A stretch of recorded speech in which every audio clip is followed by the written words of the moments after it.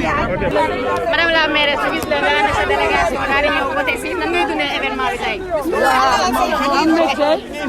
am mbégte bu baax a baax ndaxte li yombul ci 5 candidats yi benn jigéen la ci nekk muy man dëkk bi yëpp takku am mbégte wax dëgg neex yàlla pour ànd ak man loolu mënuma lu dul di si am mbégte bu baax a baax di ñaan yàlla nag mbébét bi nga xam ne moom lañ doon am si campagne bi ñëpp naan man la yàlla jàppale ñu ba loolu nekk réalité wu urne yi ñu jël maire ba nga xam ne bu ngoonee bu ñu paree rek ñu daal di jël maire bi si jàmm ak salaam daal di defar dëkk Roolaye Issa bu tedd bi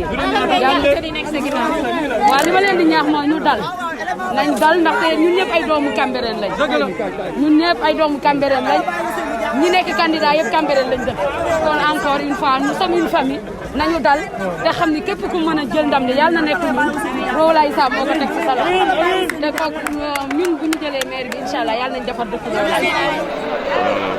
lu wax si élection rek ñu ngi ne alhamdulilah dugg nañ si bisimilahi rahmaani rahim terminé nañ ko si alhamdulilahi rabil alamin déroulé nañ suñu campagne comme ni ñu ko bëggee woon citoyens yi déglu nañ ñu te amul benn problème kon ñu ngi sant yàlla depuis ce matin nag ñëw nañ depuis 8 heures ñu accompli suñu devoir civique voté nañ peut-être benn manquement la ñuy regretté rek mais y a beaucoup de bureaux qui ont démarré vers 9 heures mais bon signalé nañ ko suñu gars yi ne leen ñu marqué ko si PV yi lu ñu ñaan yàlla rek que mu continuer comme ça jusqu'à 18 heures wala 19 heures du am benn incidence après que le meilleur gagne. Alors ban message ngay lancé par rapport ak ñi toog ci kër yi di xaar pour le moment. waaw bon ñi toog ci kër yi di xaar nag loolu nag mooy ñu ñëw accomplir seen devoir civique parce que c'est important kenn ku nekk parce que sa dëkk suñ koy choisir des représentants da nga war a ñëw voté ok waaw.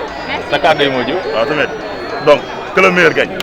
alhamdulilahi rabbil alamin alhamdulilahi rabbil alamin alhamdulilahi rabbil alamin wasalaatu wasalaami ala rasulillahi seydina imamillahi almadil muntazar sallallahu alayhi wa sallam sant nañu yàlla bu baax a baax a baax julli ci bàyyi laay alayhi salaam sam na ci doom jont yàlla Issa ñaanal papa Mouhamadou Moukhtar yàlla yàggal ko wéral ko sant waa Cambérène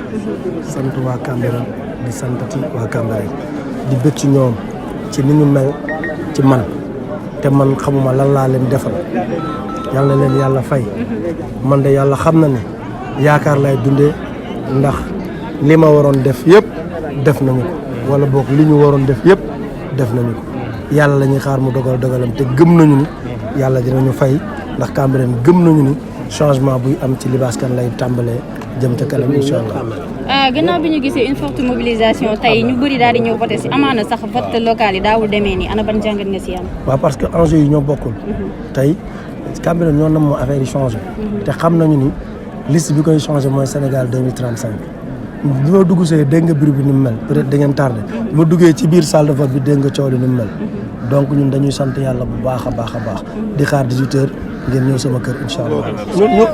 ñu continuer ci lancé bi ñu nekkoon rek dans le jàmm la paix quoi parce que Cambérène moom jàmm la te ku xool sama habillement bi xam ni début ba léegi ci jàmm rek laa nekk te moom laa woote donc jàmm jooju yàlla nañ ci sax barke borom jàmm laay bëgg nañu sant nañ leen gërëm nañ leen parce que yéen aussi am ngeen rôle bu ngeen ci joué parce que campagne musul mel nii Cambérène donc suñu taxawee ñun la jeunesse bëgg changement dama lay delluwaat toujours ci Seyna Issa ci 33 ans am delloowaat la Seyna Madione ci 28 ans am delloowaat la Serigne Ablaye ba muy dem ca Tanta ba te amagul 30 ans kon bu ñu tiit ndaw ñi nañ ñu bàyyi incha allah rabi dañu toog ni ñu war a toogee defar dëkk bi comme ni ñu ko war a defaree ci kàttanu yàlla baaxu bàyyi lay doole Seyna Issa Serigne Ablaye yal na yàlla yeesal yërmande ci moom lu ñu mën a mel moo ñu saf ndax suñu xol yi lañ ko def suñu cofeel ci moom du kaf amul morom ci àddina wasalaamaaleykum wa rahmatulah ñu ñaan yàlla ñu tàmbalee ko ci jàmm yeggalee ko ci jàmm li nga xam ni moo gën ci Cambérène yàlla defal ñu ko di ñaan ndam incha allah taala. occasion bi comme yaa ngi en direct également ñi toog seen kër yi ban message nga leen di lancer pour ñu bañ a xaar dernière minute. waaw devoir citoyen la vote dafa am solo parce que da ngay wax sa kàddu da ngay joxe li nga xam ni tey jii moom la ñuy daagaan kenn ku nekk dafa am droit wax ni kat man nii laa gisee lii laa ànd su ko defee loolu moom mooy lay permettre ëllëg nga mën a assumer aussi sa citoyenneté ci réew mi. Alors, monsieur le maire, votre présence dans ces lieux de vote-là, pouvez-vous en revenir?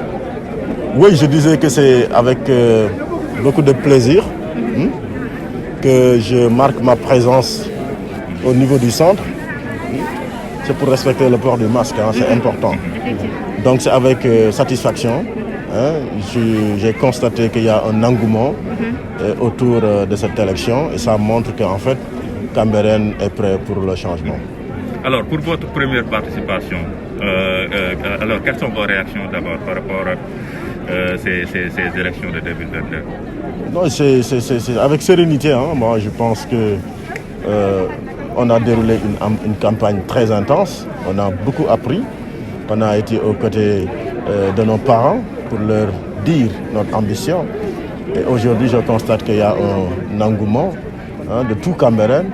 Et ça, je pense que c'est à saluer. Donc, c'est une occasion pour moi de féliciter toute la population cambérénoise. Et profiter pour lancer un appel pour ceux qui ne l'ont pas encore fait, de venir accomplir ce devoir citoyen. Alors, votre mot de la fin? Alhamdulillah. On dit Alhamdulillah. Et nous souhaitons qu'on termine ces joutes dans vraiment la paix, comme on l'a entamé dans la paix. On est à Cambérène, nous tenons à la stabilité et nous espérons que la victoire va suivre. La victoire de la grande coalition de l'unité avec la coalition Benno Bokk Yakaar.